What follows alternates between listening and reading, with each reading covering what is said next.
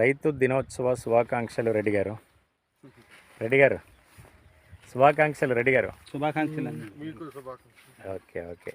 ఈరోజు కోటిరెడ్డి గారి మొక్కజొన్న తోటలోనికి రావటం జరిగింది.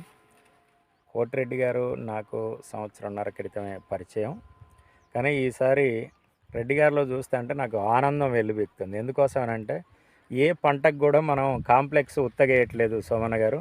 మొక్కజొన్నకు కానీ, పత్తికి కానీ, మిర్చికి కానీ, వరికి కానీ అన్నిటికి కూడా మన ఆర్పిఎస్ వాడుతూ అని చెప్తూ ఉన్నారు. మొక్కజొన్నలో అంతేనా సార్?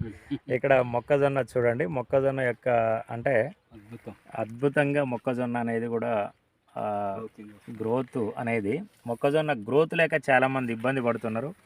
ఎంత కూడా చూడండి, ఇదంతా కూడా ఆర్పిఎస్ 76 వాడిన మొక్కజొన్నలో మనం ఇప్పుడు ఉన్నాము. రెడ్డి గారు, మొక్కజొన్న రిజల్ట్లో ఆర్పిఎస్ ఎలా ఉంది అనిపిస్తున్నా సార్ మీకు?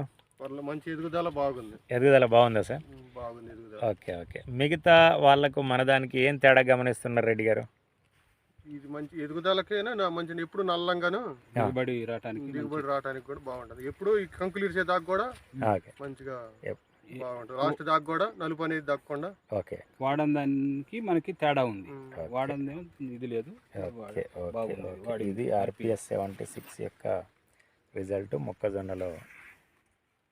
ఇదంతా కూడా ఎన్ని ఎకరాలు రెడ్డి గారు? ఇది 4 ఎకరాలు. 4 ఎకరాలకు కూడా మొత్తం వాడారు మన ఆర్పిఎస్. Okay okay. ఇది ఆర్పిఎస్ 76 యొక్క రిజల్ట్ మిత్రులారా.